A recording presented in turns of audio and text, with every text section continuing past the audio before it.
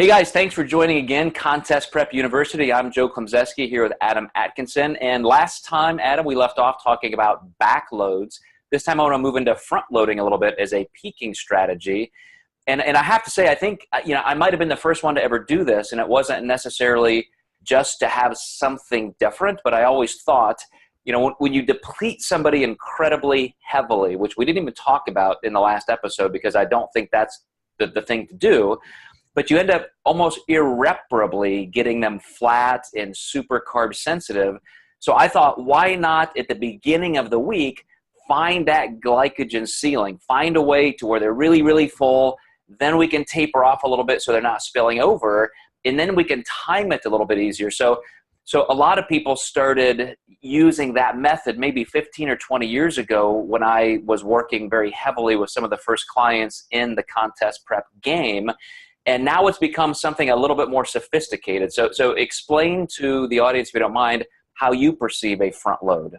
Yeah. So a lot of times when I front load a client, it might be a ectomorph, somebody who I'm worried about getting full enough on the show day. So the beginning of the week ends up being very high. And a lot of times recovering from training, you always have to keep the training aspect in sight too, with how much energy they're expending, but keeping calories higher. And then once you find that full ceiling where you're happy with, you just kind of manage the peak from there. And you can, go up or down as needed. Again, not being married to the idea of what type of load you're doing, adjusting to the client, but initially keeping that height and then kind of managing from there. I've found that this has been great for some of my clients that have very fast metabolisms.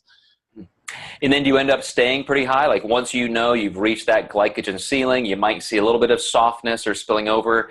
Then do you just really, keep it there? We're just managing it so they're not spilled over? Yeah, more so managing that carb level and just making sure that they stay full enough, and we don't be too cautious where we're dropping, calories down so low that then we have to catch back up and almost, nearly backload into the peak at the last minute. And one of the biggest things with those clients is looking at that night photo and really seeing how much fullness they have after all that food. And sometimes with a front load client with a fast metabolism, you have to take them up to where they look a little softer at night, probably to a point where you're a little uncomfortable, because when they wake up in the morning, you just see that they're super tight, but then again, they're also super flat as well. Right. That was one of the things I ran into. Like you said, you could end up, tapering off so much that now you're kind of backloading. Now you have so many variables going in two directions. You've almost spilled over a little bit. Now you've pulled back. Now you're trying to catch back up. And that creates such a timing issue that's why I ended up really defining the progressive linear load, which we'll talk about in the next episode.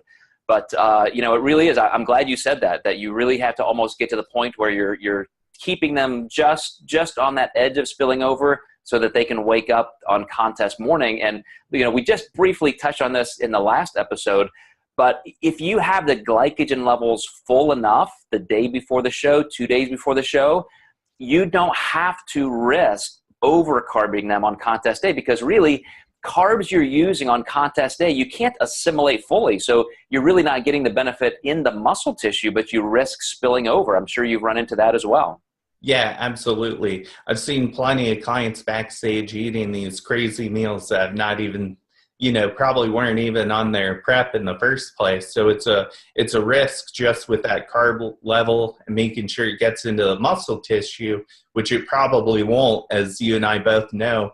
But also, if they haven't eaten a food like, let's say, pancakes or something like that, that seems to be one coaches throw out there, they could have some really negative GI response to that food, especially if they've never eaten it before. Exactly. So thanks, guys. Stay with us. In the next episode, we're going to talk about the undulating load and the progressive linear load. So we will catch you guys next time.